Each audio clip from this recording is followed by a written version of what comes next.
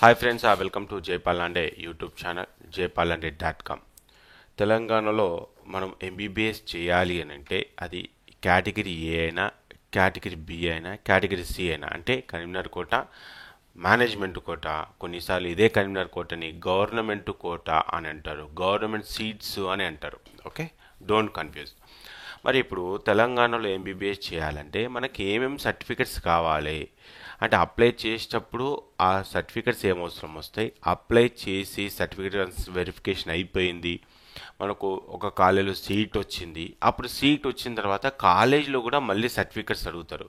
అప్పుడు ఏం సర్టిఫికెట్స్ అవసరం వస్తాయి అంటే అప్లికేషన్ నుంచి స్టార్ట్ చేస్తే మనకు అలాట్మెంట్ అయ్యి కాలేజీలో జాయిన్ అయ్యేంత వరకు ఏమేమి సర్టిఫికెట్స్ ఉంటాయి తెలంగాణకు సంబంధించి అనేది ఒకసారి మనం చెక్ చేసుకుందాం.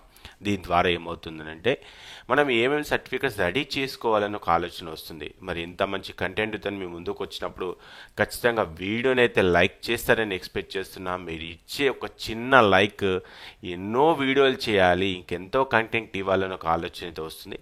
సో కాబట్టి ఖచ్చితంగా వీడియో చూసే వాళ్ళందరూ కూడా లైక్ చేసే ప్రయత్నం అయితే చేయండి. ఇక ఏమేమి సర్టిఫికెట్స్ అవసరం వస్తాయి చూద్దాం. సో ఏమేమి సర్టిఫికెట్స్ అవసరం వస్తాయి అనేది మనకు దీంట్లో category A, category B, category C అంటే ఈ నోటిఫికేషను మనకు బి అండ్ సి కలిపేసి ఒక నోటిఫికేషన్ ఉంటుంది, ఏ కలిపేసి ఒక నోటిఫికేషన్ ఉంటుంది. అంటే ఏకి సపరేట్గా అప్లై చేస్తాము, మేనేజ్మెంట్ అంటే బి అండ్ సికి సపరేట్గా అప్లై చేస్తాము. ఇక్కడ ఈ నోటిఫికేషను టూ పార్ట్స్గా డివైడ్ అవుతుందండి, అది ఏపీ అయినా తెలంగాణ అయినా. మరి ఏకే సర్టిఫికెట్స్ అవసరం వస్తాయి, మన మేనేజ్మెంట్కి ఏ సర్టిఫికెట్స్ వస్తాయి. దీన్ని మేనేజ్మెంట్ కోట అంటాం బిఎన్సిని. మరి కేటగిరీ ఏమంటాం, కేటగిరీని గవర్నమెంట్ సీటు అంటాం, కరీంనగర్ కోట సీటు అంటాం, కేటగిరీ ఏ సీట్ అని కూడా అంటాం. కాబట్టి ఈ అబ్రివేషన్స్ గుర్తుపెట్టుకునే ప్రయత్నం అయితే చేయండి, రైట్. సో ఇప్పుడు మరి అలాట్మెంట్ బిఫోర్, అలాట్మెంట్ తర్వాత ఏమేమి సర్టిఫికెట్స్ అవసరం వస్తే ఒకసారి చెక్ చేసుకునే ప్రయత్నం చేద్దాం. ఇక తెలంగాణకు సంబంధించి మనకు లాస్ట్ ఇయర్ నోటిఫికేషన్ ప్రకారంగా నీట్ యూజీ 2024 ర్యాంక్ కార్డ్ అంటే ఇప్పుడు 2025 ర్యాంక్ కార్డ్ అవసరం వస్తుంది. అది కూడా నీట్గా స్కాన్ చేసి మనము వాళ్ళ వెబ్సైట్లో అప్లోడ్ చేయాలి. దానికి సంబంధించి 500 KB కూడా ఉంటుంది. ఇది మ్యాండేటరీ అంటే మ్యాండేటరీ, ఇది లేకపోతే అప్లై చేయలేమంటే చేయలేము. ఇక బర్త్ సర్టిఫికేట్ అన్నప్పుడు మళ్ళీ బర్త్ సర్టిఫికేట్ తీసుకోవాలా అని అడగాల్సిన పని లేదండి. ఎందుకంటే మీ ఎస్ఎస్సి మెమోలో డేట్ ఆఫ్ బర్త్ అనేది ఉంటుంది, మీ ఎస్ఎస్సి మెమోలో డేట్ ఆఫ్ బర్త్ అనేది ఉంటుంది. కాబట్టి ఇప్పుడు ఈ ఎస్ఎస్సి మెమోనే సరిపోతుంది, మళ్ళీ బర్త్ సర్టిఫికెట్ స్పెషల్గా తీసుకోవాల్సిన అవసరం లేదు. కొంతమంది ఎస్ఎస్సి మెమోలో అంటే మిగతా రాష్ట్రాలకు సంబంధించి కొన్ని మెమోలలో వాళ్ళ ఎస్ఎస్సికి సంబంధించినట్టు డేట్ ఆఫ్ బర్త్కు సంబంధించిన ఇన్ఫర్మేషన్ ఉండదు. మళ్ళీ చెప్తున్నాను, బర్త్ సర్టిఫికెట్ మ్యాండేటరీరా కాదు, ఏది మ్యాండేటరీ, ఎస్ఎస్సి మెమో మ్యాండేటరీ. ఆ ఎస్ఎస్సి మెమోలో మీకు ఈ డేట్ ఆఫ్ బర్త్ ఉంటే సరిపోతుంది, గుర్తుపెట్టుకునే ప్రయత్నం చేయి. ఇది కూడా మనం అప్లోడ్ చేయాల్సి వస్తుంది, అంటే నీట్గా స్కాన్ చేసి రెడీ పెట్టుకుంటారు అనే ఉద్దేశం మీద చెప్తున్నాను. ఇక qualifying exam certificate, intermediate marks memo are equivalent grade certificate అని ఉంటుంది. సో తెలంగాణలో చదువుకున్న వాళ్ళందరికీ కూడా మనకు ఇంటర్మీడియట్ మెమో ఉంటుంది. ఆ షార్ట్ మెమో అయినా సరే, లాంగ్ మెమో అయినా సరే. ఆల్రెడీ పాస్ అయిన వాళ్ళకైతే లాంగ్ మెమో వస్తుంది, ఈ మధ్య పాస్ అయిన వాళ్ళకైతే షార్ట్ మెమో వస్తుంది. ఒకవేళ టైం వరకు ఏది దొరకకపోతే మీరు ఇంటర్మీడియట్ బోర్డు అఫీషియల్ వెబ్సైట్లోకి వెళ్ళి డౌన్లోడ్ చేసుకున్న కాపీ కూడా అప్లోడ్ చేసుకోవచ్చు. ఓకే అన్న, మనం ఇంటర్మీడియట్ తెలంగాణలో చేసినాం కాబట్టి ఇది ఓకే.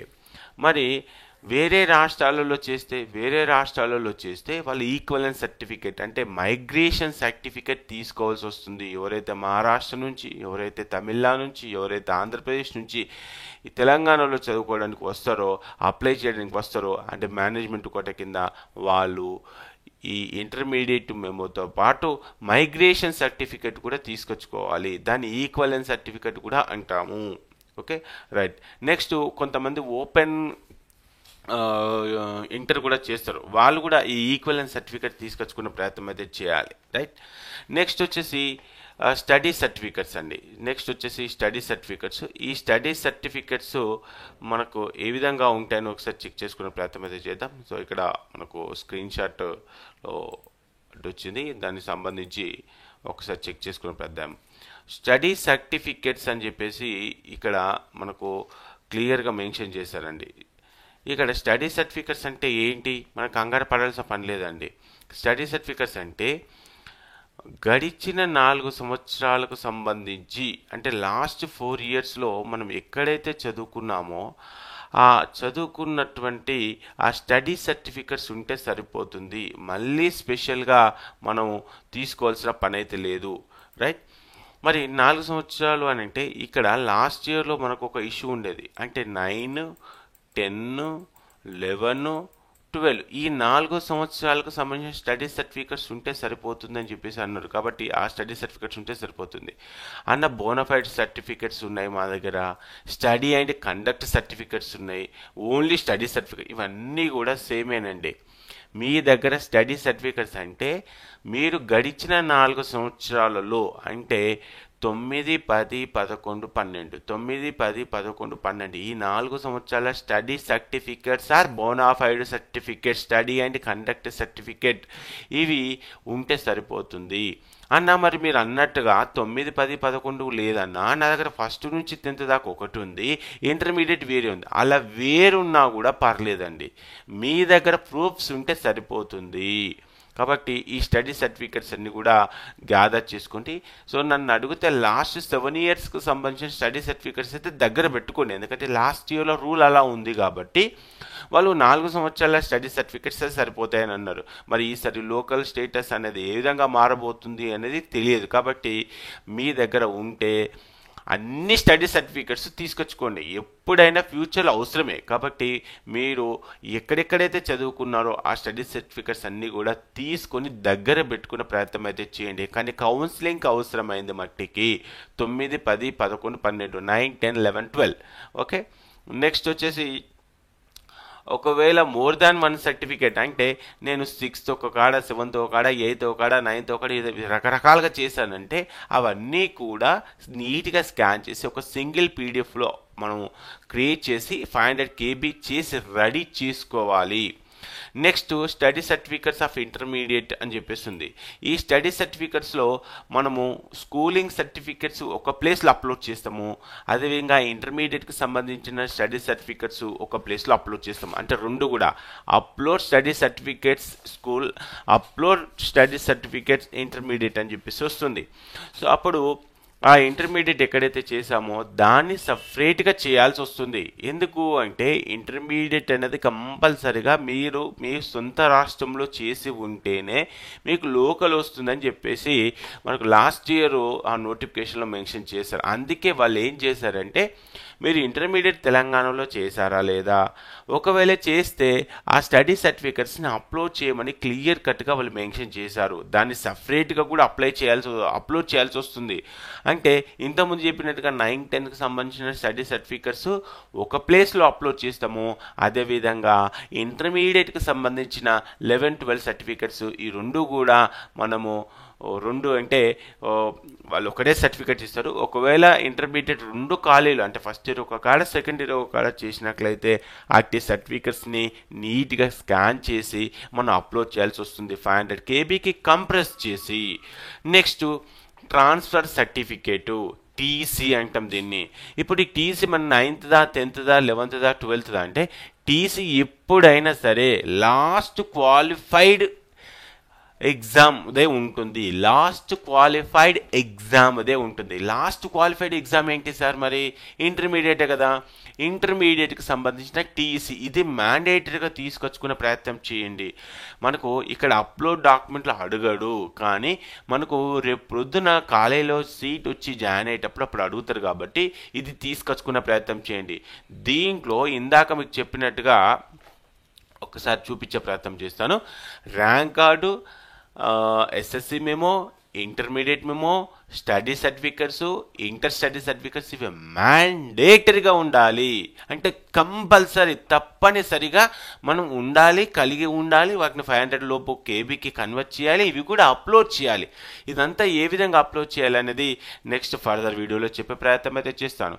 నెక్స్ట్ ట్రాన్స్ఫర్ సర్టిఫికెట్, ఇది అంతా కూడా మనకు ఇంటర్మీడియట్దే ఉంటుంది. మళ్ళీ 10th కావాలా, 9th కావాలా అలా ఇయ్యరు, అది కరెక్ట్ కాదు. ఇంటర్మీడియట్ టీసీ ఉంటుంది అంతే. ఇంకా నెక్స్ట్ క్యాస్ట్ సర్టిఫికేట్ ఇక్కడ చాలా మంది కన్ఫ్యూజ్ అవుతున్నారు. ఇది మ్యాండేటరీ అంటే ఎస్ ఇట్స్ మ్యాండేటరీ. మీకు బీసీఏ కావాలా, బీసీబీ కావాలా, బీసీసీ కావాలా, ఎస్సీ కావాలా, ఎస్టీ కావాలా, ఆయా రిజర్వేషన్స్ మీకు వర్తించాలి అంటే కంపల్సరీగా మనకు లోకల్ సర్టిఫికేట్ కావాలి అన్న. మరి మనం ఓపెన్ కేటగిరీ, మరి మాకు అవసరం అంటే ఓపెన్ కేటగిరీకి ఎలాంటి సర్టిఫికేట్ అనేది లేదు కాబట్టి మీకు ఓపెన్ కేటగిరీ వాళ్ళకు అవసరం ఉండదు. మరి ఓబీసీ కావన్నా అన్న, ఓబీసీ అనేది తెలంగాణ స్టేట్లో దేనికి పనిచేయదు. ఈ ఎంబీబీఎస్ కౌన్సిలింగ్ తెలంగాణ స్టేట్లో ఎంబీబీఎస్ దేనికి పనిచేయదు. మరి ఎక్కడ పనిచేస్తుంది ఓబీసీ? ఓబీసీ అనేది ఆల్ ఇండియా కోటాకు ఎవరైనా అప్లై చేసుకుంటేనే, ఆల్ ఇండియా కోటాకు ఎవరైనా అప్లై చేసుకుంటేనే ఓబీసీ సర్టిఫికేట్ అవసరం వస్తుంది. మరి ఇక్కడ ఏం అవసరం వస్తుంది? ఇక్కడ మనకున్న రిజర్వేషన్స్ ఏంటిది? బీసీ, ఏ, బీసీబీ, బీసీసీ, బీసీడీ, బీసీఈ ఈ టైప్ ఆఫ్ సబ్ కేటగిరీ కలిగి ఉన్న సర్టిఫికేటే పనిచేస్తుంది. మీరు ఒకవేళ ఓబీసీ సర్టిఫికేట్ అప్లోడ్ చేసినా మన స్టేట్ గవర్నమెంట్లో అది రిజెక్ట్ అవుతుంది. స్టేట్ గవర్నమెంట్కి కావాల్సిన సర్టిఫికేట్ ఏంటిది? కేవలం BCA, BCB, BCC, BCC, BCD, BCE మట్టికే. ఇక కొత్తగా ఎస్సీకి సంబంధించి ఎస్సీలో కొంత వర్గీకరణ జరిగింది. మరి వర్గీకరణ జరిగింది కాబట్టి మీరు కూడా కొత్త సర్టిఫికేట్ తీసుకొచ్చుకునే ప్రయత్నం చేయండి. ఎందుకనంటే KNRHS professor Jayashankar Telangana state agriculture యూనివర్సిటీలో వాళ్ళు క్లియర్గా మెన్షన్ చేశారు. ఏమని మెన్షన్ చేశారు? మీరు ఒకవేళ ఎస్సీ వాళ్ళైతే ఎస్సీలో కొత్తగా వచ్చిన వర్గీకరణ ఏదైతే ఉందో ఆ సర్టిఫికేట్ని కూడా తీసుకొచ్చుకోమన్నారు. సో మీకు ఎస్సీ సర్టిఫికేట్ ఆల్రెడీ ఉన్నా మళ్ళీ మీరు వర్గీకరణ సర్టిఫికేట్ తీసుకొచ్చుకోండి. మరి వర్గీకరణ ఉంటుందా సార్ ఎంబీబీఎస్లో అంటే అది ఇప్పుడు చెప్పలేం, నోటిఫికేషన్ వస్తే కానీ చెప్పలేం. మరి నోటిఫికేషన్ వచ్చినాక తీసుకుంటాం కదా అంటే అది మీ ఇష్టం. ఎందుకంటే అప్పటి వరకు టైం ఉంటుందో ఉండదో అన్న ఉద్దేశం మీదనే నేను మీకు ఆ ఎస్సీ వర్గీకరణ సర్టిఫికేట్ కనుక కలిగి ఉంటే తీసుకొచ్చుకునే ప్రయత్నం చేయండి. నేను మళ్ళీ చెప్తున్నానండి, professor Jayashankar Telangana state agriculture యూనివర్సిటీలో ఎస్సీ వర్గీకరణ డిపెండ్ చేసుకుని నోటిఫికేషన్ రిలీజ్ చేశారు. రేపు పొద్దున నీటి వాళ్ళు కూడా అలాంటి సర్టిఫికేట్ కావాలంటే మీకు ఇబ్బంది అవుతుంది. కాబట్టి మీరు ఎస్సీ సర్టిఫికేట్ ఇదివరకే కలిగి ఉన్నా ఆ వర్గీకరణకు సంబంధించి ఏదైతే రిజర్వేషన్ ఉందో ఆ విధంగా మీరు ఆ సర్టిఫికేట్ని తీసుకొచ్చుకునే ప్రయత్నం చేయండి. ఇక ఎస్టీ వాళ్ళకైతే ఎస్టీ సర్టిఫికేట్ ఉంటుంది, దాని గురించి పెద్ద ఇబ్బంది లేదు. ఇక మైనారిటీ సర్టిఫికేట్ ఇది కూడా మనకి ఎంఆర్ఓ ఆఫీస్లో ముస్లిం మైనారిటీ స్టేటస్ అని చెప్పేసి ఎంఆర్ఓ ఆఫీస్లో ఇస్తారు. అది తీసుకొచ్చుకున్న సరిపోతుంది. కొన్నిసార్లు ఈ మనకు ముస్లిం వెల్ఫేర్ డిపార్ట్మెంట్ వాళ్ళు కూడా ఒక సర్టిఫికేట్ ఇస్తారు, అది కూడా సరిపోతుంది. అట్లీస్ట్ మీ టీసీలో ఇండియన్ ముస్లిం అని రాసి ఉన్నా సరిపోతుంది.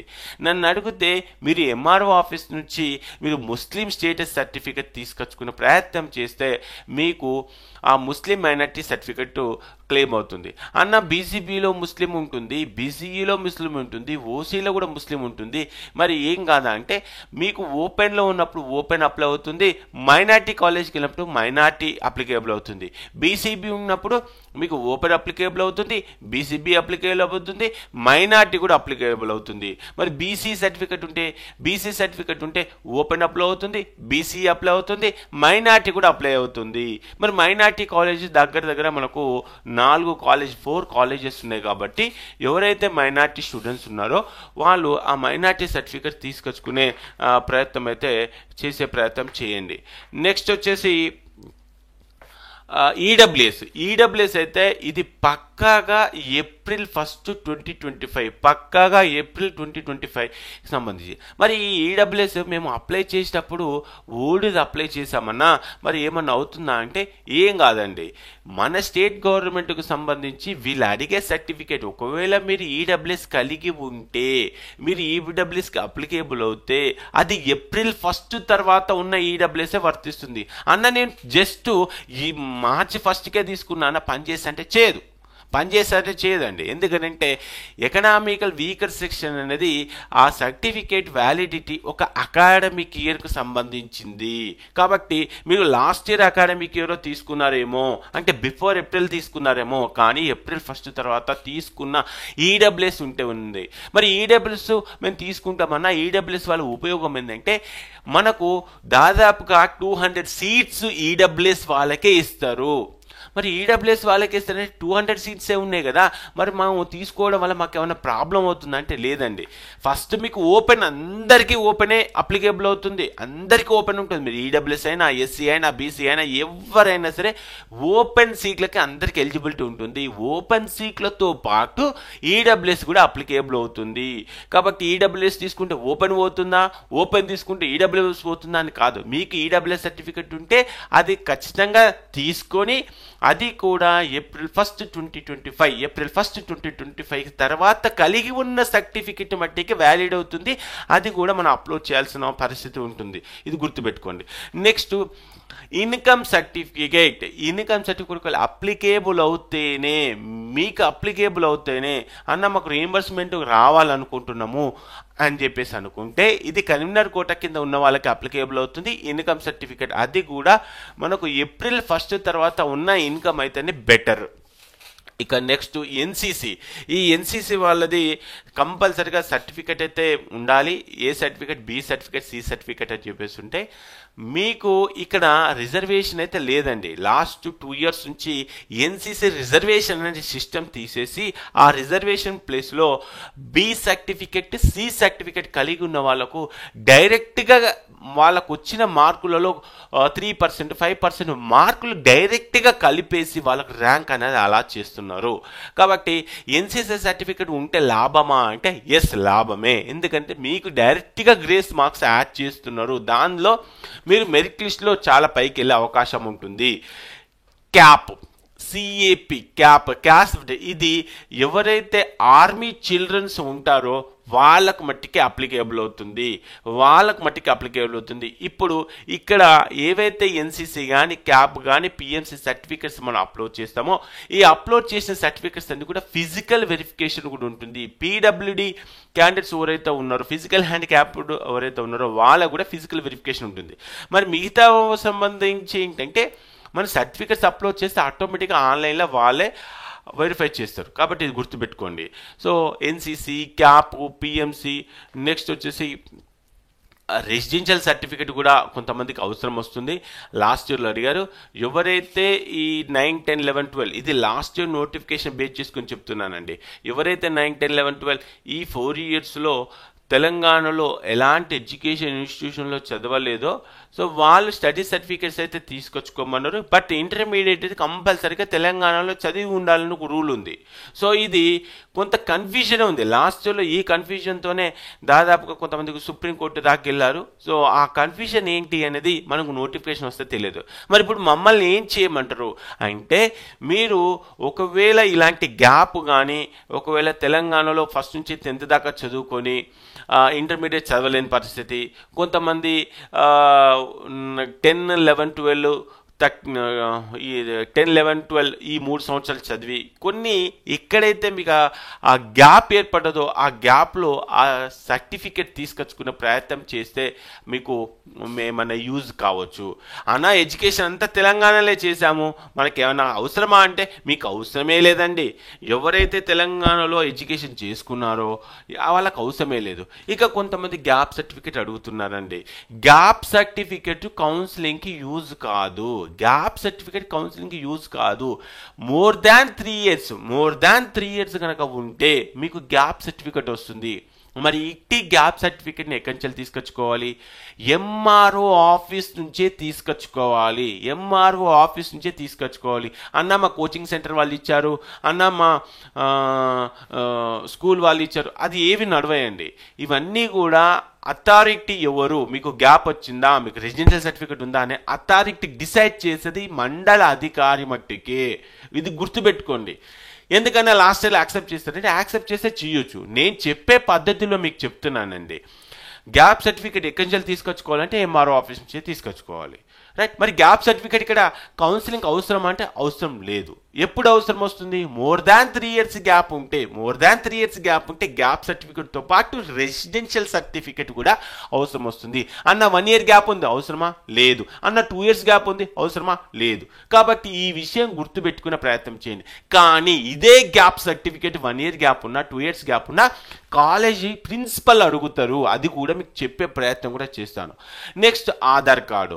ఇది స్టూడెంట్ ఆధార్ కార్డు కలిగి ఉంటే సరిపోతుంది. అన్న ఆధార్ కార్డులో ఒక స్పెల్లింగ్ మిస్టేక్ ఉంది, అన్న ఫస్ట్ నేమ్ లాస్ట్కి వచ్చింది, లాస్ట్ నేమ్ ఫస్ట్కి వచ్చింది, డేట్ ఆఫ్ బర్త్లో చిన్న మిస్టేక్ ఉంది, ఏం కాదండి. నీకు date of birth proof only SSC మెమోకే యూజ్ అవుతుంది. మరి ఆధార్ కార్డు దేనికి యూజ్ అవుతుంది? జస్ట్ ఐడి ప్రూఫ్కు మట్టికే. ఇవేను మీకు ఆధార్ కార్డులో తెలంగాణ ఉన్న ఆంధ్రప్రదేశ్ అని ఉంటుంది పాత ఆధార్ కార్డులో, అలాగున్న నష్టం ఏం లేదు. కానీ జయపాలన్న అడిగితే ఇప్పటికైనా ఆధార్ కార్డ్ని అప్డేట్ చేసుకోండి. అది ఇప్పుడు కాదండి, ఫ్యూచర్ ఎప్పుడైనా అవసరం వస్తుంది. ఎందుకంటే ఎవ్రీ 5-6 yearsకి అప్డేట్ ఆప్షన్ ఇస్తున్నాడు కదా, అప్డేట్ చేసుకోండి అన్న. మరి ఇప్పుడు సర్టిఫికేట్ నేను ఈ ఆధార్ అప్లోడ్ చేస్తాను, తర్వాత అప్డేట్ చేసుకుంటే ఏమైనా అవుతుందంటే ఏం కాదు. మీ దగ్గర ఉన్న ఆధార్ కార్డు స్టూడెంట్ ఆధార్ కార్డే. పేరెంట్ది కావాలా? అవసరం లేదు. స్టూడెంట్ ఆధార్ కార్డే అవసరం వస్తుంది. ఇక లేటెస్ట్ పాస్పోర్ట్ సైజ్ ఫోటో అన్న. ఇది మరి మేము హాల్ టికెట్లో ఉన్న ఫోటో కావాలన్నా, అప్లికేషన్లో ఉన్న ఫోటో కావాలన్నా అంటే లేటెస్ట్, దానికి దీనికి సంబంధం లేకుండా కొత్త ఫోటో కూడా అప్లోడ్ చేసుకోవచ్చు. సిగ్నేచర్, స్టూడెంట్ సిగ్నేచర్ కూడా మనం అప్లోడ్ చేయాల్సి వస్తుంది. ఇవి గుర్తుపెట్టుకునే ప్రయత్నం చేయండి. ఓకే. ఇక ఇంకొకటి రెసిడెన్షియల్ సర్టిఫికేట్ అని అడిగారు కదా. ఈ రెసిడెన్షియల్ సర్టిఫికేట్ ఫార్మాట్ ఎలా ఉంటుందంటే, మీరు ఎక్కడైతే గ్యాప్ వచ్చిందో, ఎక్కడైతే మీరు తెలంగాణలో నివసించారో ఆ పర్టికులర్ అకాడమిక్ పీరియడ్ మీరు ఏ విలేజ్లో ఉన్నారు, ఏ మండల్లో ఉన్నారు, ఏ డిస్ట్రిక్ట్లో ఉన్నారు అనేది ఒక ఫార్మాట్ ఉంటుంది. సో ఆ ఫార్మాట్ని కరెక్ట్గా ఫిల్ చేసుకొని మీ దగ్గర ఉన్నటువంటి తహసీల్దార్ అంటే రెవెన్యూ ఆఫీసర్తో సైన్ చేసుకొని దగ్గర పెట్టుకునే ప్రయత్నం చేయండి. ఎవరికైతే మోర్ దాన్ 3 years గ్యాప్ వచ్చిందో, ఎవరైతే తెలంగాణ ఎడ్యుకేషన్ ఇన్స్టిట్యూషన్లో చదవకుండా ఉన్నారో అలాంటి వాళ్ళకి యూజ్ అవుతుంది. అన్న నేను తెలంగాణలో చదువుకున్నాను, తెలంగాణలో పుట్టి పెరిగాను, నాకు అవసరం అంటే అవసరమే లేదు, నీకు అవసరమా అంటే అవసరమే లేదు. కాబట్టి ఈ విషయం గుర్తుపెట్టుకునే ప్రయత్నం చేయండి. రైట్. నెక్స్ట్ ఇంకొక రెసిడెన్షియల్ సర్టిఫికేట్ కూడా ఇలా శాంపుల్గా ఉంటుంది. ఇక్కడ సిన్స్ 4 years అంటే లాస్ట్ 4 years నుంచి ఇక్కడే ఉన్నాను, లాస్ట్ 3 years నుంచి ఇక్కడే ఉన్నాను అని చెప్పేసి. ఇది రెసిడెన్షియల్ సర్టిఫికేట్. అంటే ఒక్కొక్క దగ్గర ఒక్కొక్క రకమైన ఫార్మాట్ ఉంటుంది. ఏ ఫార్మాట్ అయినా పర్లేదు. కాకపోతే ఇక్కడ లోకల్ ఎవరు, నాన్ లోకల్ ఎవరు ఏంటి అనేది ఈ 2025కి సంబంధించిన నోటిఫికేషన్ వచ్చిన తర్వాత దానిపైన క్లారిటీ ఇచ్చే ప్రయత్నం అయితే చేస్తాను. ఓకే. రైట్. నెక్స్ట్ ఇప్పుడు మేనేజ్మెంట్ కోటాకు వచ్చేద్దాం. ఇప్పుడు ఏ కేటగిరీకి సంబంధించి ఎట్లయితే మనం సర్టిఫికెట్స్ అని గ్యాదర్ చేసుకొని అప్లోడ్ చేసామో సేమ్ అదే విధంగా మనం బి కేటగిరీకి అంటే మేనేజ్మెంట్ కోటా కూడా అప్లై చేయాల్సి వస్తుంది. ఏమేమి సర్టిఫికెట్స్ సేమ్ ఇక్కడ కూడా rank card, SSC memo, intermediate memo, TC, latest caste certificate. ఇదేంటి అన్నారు, క్యాస్ట్ సర్టిఫికేట్ ఎందుకు అడిగాడు, ఇది అవసరమా అంటే అసలు అవసరమే లేదు. మీకు బీ క్యాట్లో ఎక్కడ కూడా క్యాస్ట్ రిజర్వేషన్ లేదు, ఉండదు, ఉండకూడదు. అది మీకు ఆల్ ఇండియా కోటాలు అంటే డీమ్డ్ కాలేజెస్లో అయినా అక్కడ క్యాస్ట్ రిజర్వేషన్ లేదు, ఏపీకి వెళ్ళినా క్యాస్ట్ రిజర్వేషన్ లేదు, సెల్ఫ్ ఫైనాన్స్డ్ అయినా క్యాస్ట్ రిజర్వేషన్ లేదు, తెలంగాణలో అయినా క్యాస్ట్ రిజర్వేషన్. మేనేజ్మెంట్ కోటాలో అసలు క్యాస్ట్ రిజర్వేషన్ లేదు, మరి ఎందుకు అడిగారు? ప్రతి సంవత్సరం అడుగుతూనే ఉంటాడు. మీకు నచ్చితే అప్లోడ్ చేసుకోవచ్చు, లేదంటే లేదండి.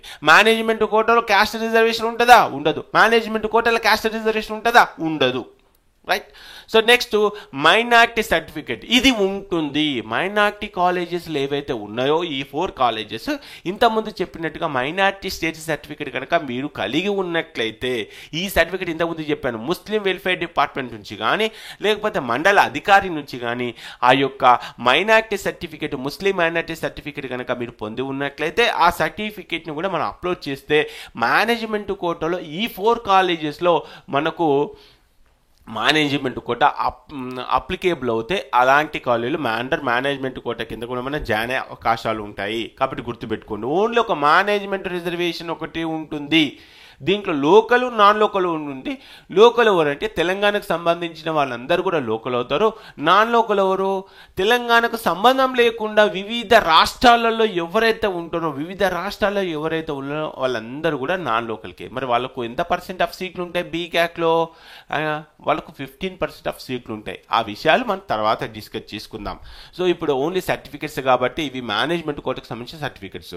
ఇక దీంతో పాటు ఎన్ఆర్ఐ కోటాకు సంబంధించి కూడా కొంతమంది అప్లై చేసుకుంటారు. ఎన్ఆర్ఐ కోటాకి ఏంటిది, NRI sponsor certificate declaration form ఒకటి, embassy of the respective country under their seal and copy of the NRI bank account, passbook and financial supporter, copy of the passport of the NRI financiers.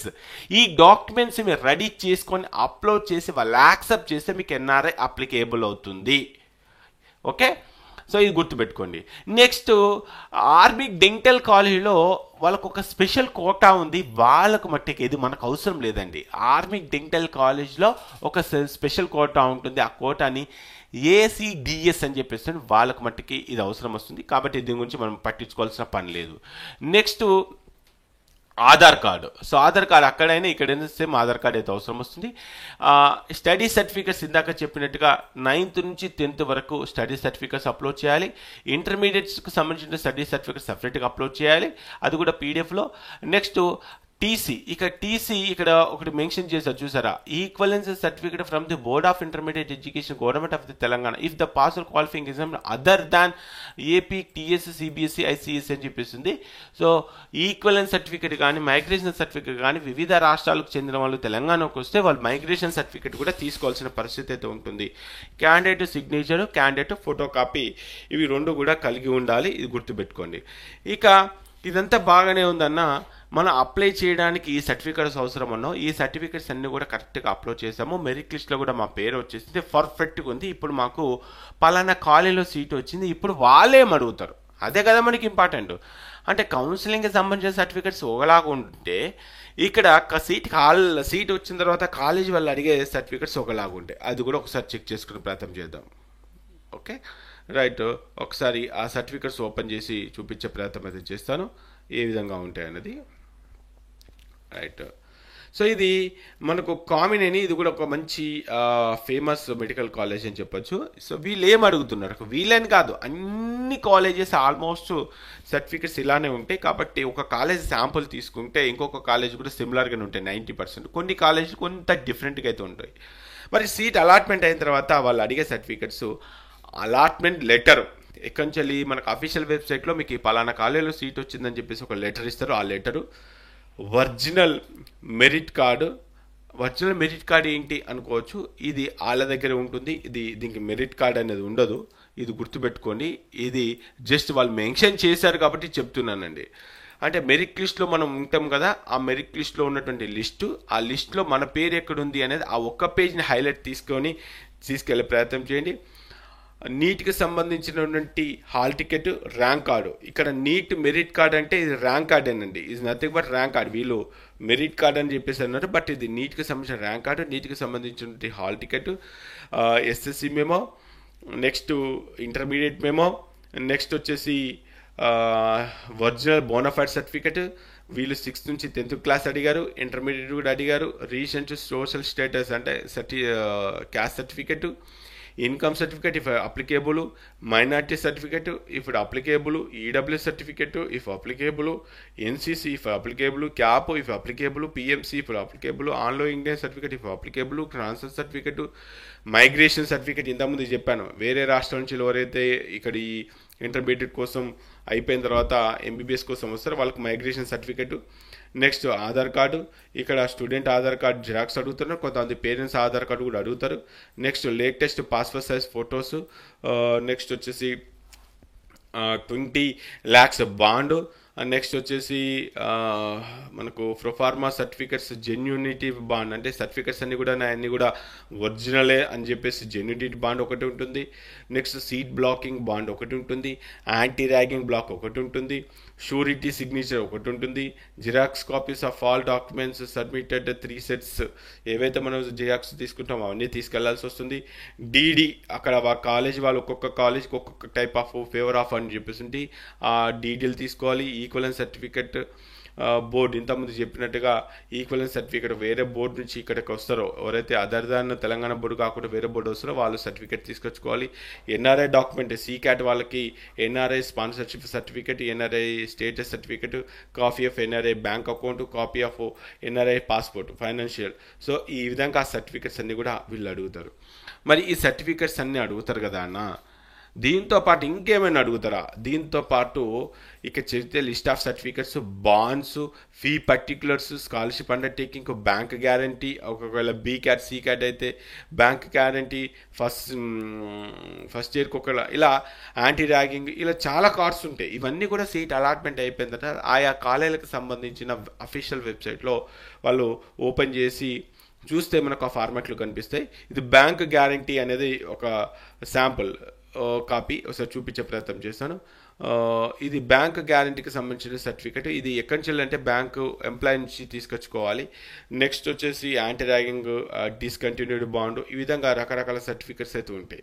So ఒక్కొక్క కాలేజ్కి ఒక్కొక్క variation అనేది ఉంటుంది. So ఇప్పుడు మీకు ఒక idea అయితే వచ్చింది అనుకుంటున్నాను.